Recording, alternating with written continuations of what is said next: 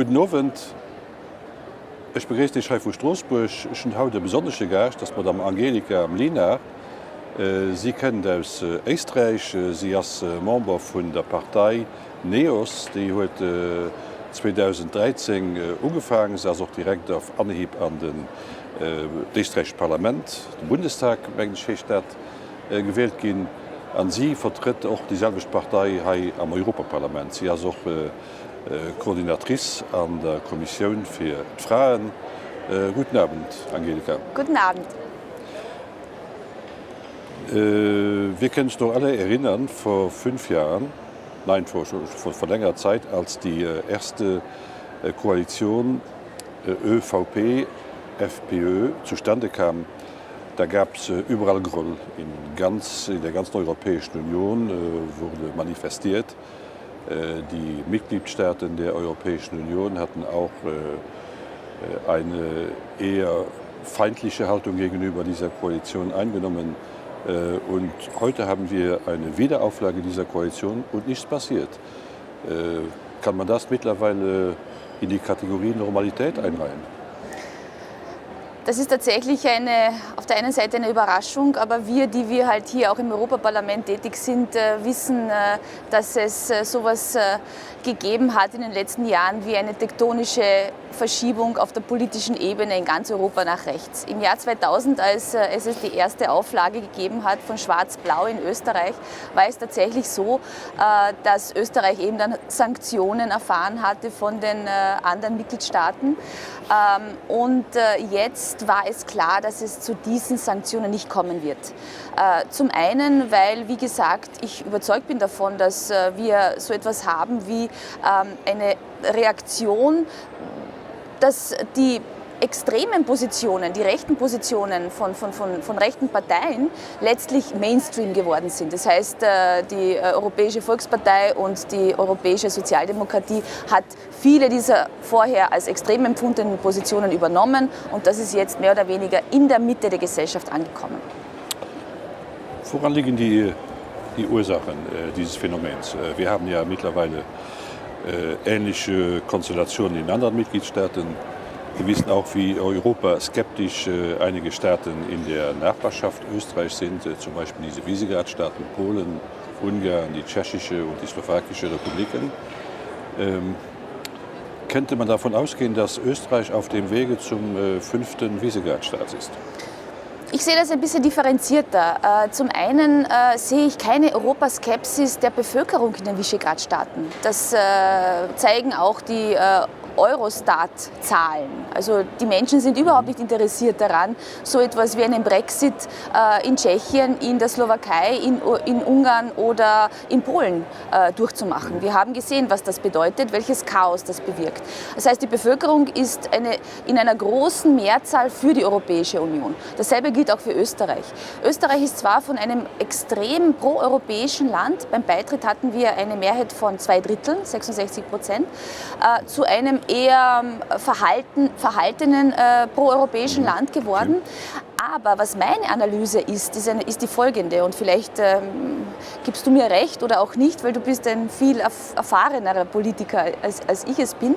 Nämlich, was wir erleben, ist ein Kampf zwischen nationaler Ebene und supranationaler Ebene, weil man irgendwie halt draufkommt, 80% der Gesetzgebung wird eigentlich von uns hier im Europäischen Parlament gemacht und der Rest wird halt dann quasi von den nationalen Parlamenten entschieden. Das heißt, es gibt sowas wie einen Daseinsberechtigungskampf, würde ich sagen. Und auf der anderen Seite ist es so, solange die europäische Ebene hält, und im Moment ist das noch der Fall, können sich nationale Staaten alle möglichen Dummheiten erlauben. Und hier verweise ich natürlich auf sowas wie, was wir in Ungarn erleben, was wir in Polen erleben, nämlich ganz konkret und letztlich in welche Richtung sich auch Österreich bewegt. Das ist eine gefährliche Tendenz, weil wenn wir 2019, nächstes Jahr im Mai, Europawahlen haben und wenn diese sehr skeptischen und zerstörerischen Kräfte die Mehrheit bekommen im Europäischen Parlament, dann kippt das. Dann können sich die nationalen Parlamente bzw. Regierungen, nicht Parlamente, nationalen Regierungen nicht mehr so benehmen. Wäre es nicht klug, wenn man es so machen würde wie die Dänen, dass man das nationale Parlament sehr früh bei europäischen Entscheidungsverfahren einbindet. Im Folketing, dem dänischen Parlament, gibt es einen Ausschuss, der Europaausschuss, und der behandelt die anstehenden Fragen, die auf der Entscheidungsliste in Brüssel stehen. Und die Regierung geht erst nach Brüssel, wenn sie sich mit diesem Ausschuss ausgesprochen hat. Es grenzt schon fast an das imperative Mandat, aber immerhin bringen die Dänen es fertig, auch die Direktiven sehr schnell zu ratifizieren. Und da gibt es nicht diesen Diskurs, alles, was wir im nationalen Parlament abstimmen, kommt aus Brüssel und wir können das nicht mehr verändern. Wäre es nicht klüger, sich etwas in einem früheren Stadium in die Debatte einzuschalten? Nein, also das ist ein interessanter Zugang, weil was ich auch erlebe, ist natürlich genau diese Diskrepanz, weil wir im Europäischen Parlament hier sind jetzt sicher 2-3 Jahre vor der Themensetzung in den nationalen Parlamenten uns natürlich befinden. Und das ist tatsächlich ein interessanter, also ich wusste das nicht, dass die Dänen das so machen. Das wäre eine Erneuerung auch der Zusammenarbeit zwischen nationaler und europäischer Ebene. Und das würde dann vielleicht auch genau das bewirken, nämlich diese Diskrepanz, die wir jetzt erleben, dass eben die Regierungsmitglieder, die Minister in Brüssel oder in Straßburg etwas beschließen gemeinsam und dann nach Hause kommen und sagen, wir könnten nichts tun, das ist ein europäischer Beschluss. Also ich stehe dem sehr positiv gegenüber. Kann man davon ausgehen, dass die FPÖ in dieser Regierung entzaubert wird? Das halte ich für einen Wunsch. Da ist der Wunsch der Vater des Gedankens.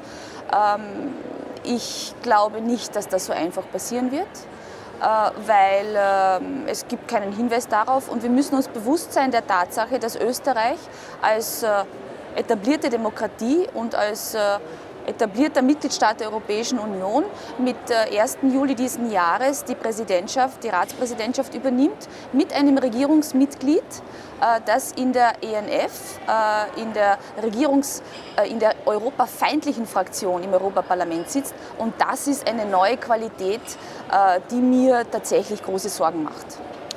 Aber der Europakurs wird ja vom Bundeskanzler angegeben. Gibt es da Abweichungen, schon erkennbare Abweichungen in der Koalition von dem eher europafreundlichen Kurs des Bundeskanzlers? Also ich sehe jetzt den Kurs Österreichs nicht besonders europafreundlich.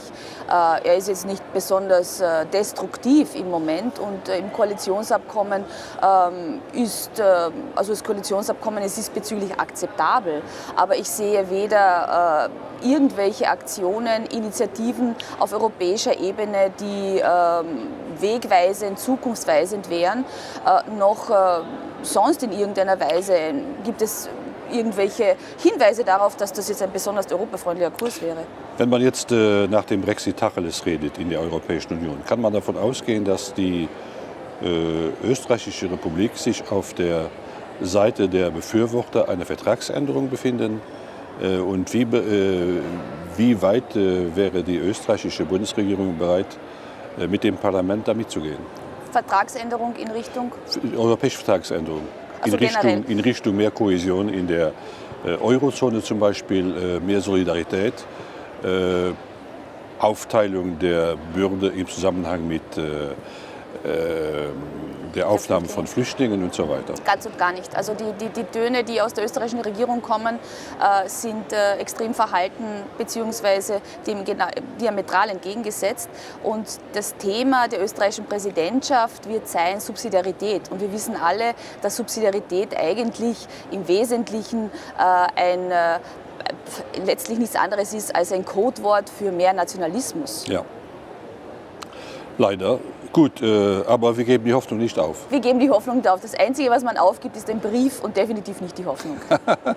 Ja, vielen Dank. Das war ein sehr gutes Schlusswort. Ich sage vielmals merci. Ich auch merci, dass ihr es noch geluisterd habt. Dan wir freuen uns op het rendezvous vom nächsten Monat.